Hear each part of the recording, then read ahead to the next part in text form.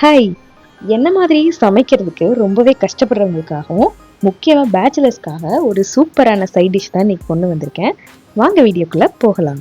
First இந்த recipe செய்யறதுக்கு ஒரு கடாய் எடுத்துக்கலாம். கடாயில் ஒரு 3லேருந்து 4 டேபிள் ஸ்பூன் அளவு நல்லெண்ணெய் ஆட் பண்ணிக்கலாம். நல்லெண்ணெய் சூடானதுக்கு அப்புறமா ஒரு 1½ டேபிள் ஸ்பூன் அளவு கடுகு சேர்த்துக்கலாம்.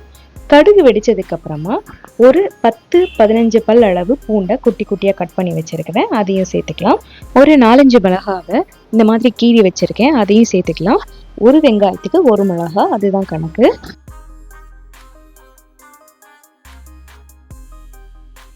இது நீங்கள் வெளியே வச்சுருந்தீங்கன்னா ஒரு 2 நாள் வரைக்குமே கெடாது.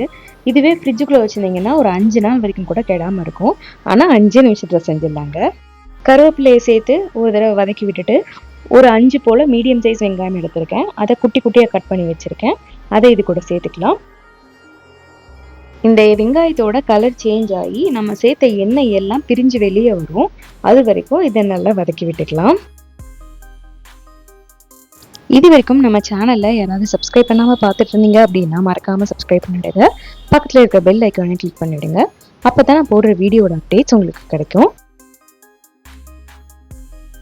ஒரு டீஸ்பூன் அளவு பெருங்காயத்தூள் சேர்த்துக்கலாம். சேர்த்து ஒரு தடவை மிக்ஸ் பண்ணி விட்டுக்கோங்க.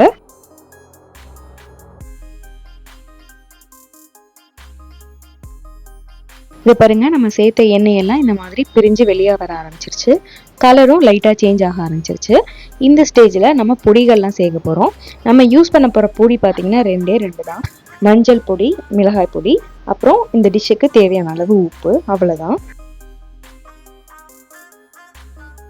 1/4 டீஸ்பூன் அளவு மஞ்சள் தூள், 1/2 டேபிள் ஸ்பூன் அளவு மிளகாய் தூள், அப்புறம் இந்த டிஷ்ஷுக்கு தேவையான அளவு உப்பு சேர்த்து நல்லா கிளறி விட்டுக்கோங்க.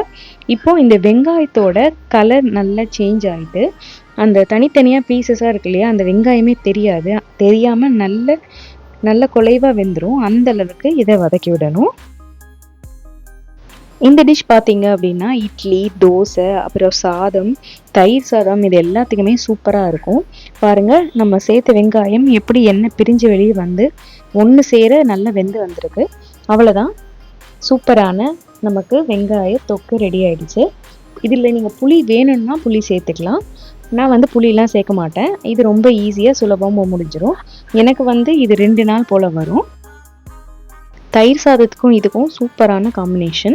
இதே மாதிரி நிறைய ரெசிபிஸ் நான் சேனலில் அப்லோட் பண்ணியிருக்கேன். இது வரைக்கும் பார்க்காதவங்க செக் பண்ணி பாருங்கள். உங்களுக்கு இந்த வீடியோ பிடிச்சிருந்ததுன்னா மறக்காமல் ஒரு லைக் கொடுங்க. வீடியோவை கடைசி வரைக்கும் பார்த்த அனைவருக்கும் ரொம்ப ரொம்ப நன்றி.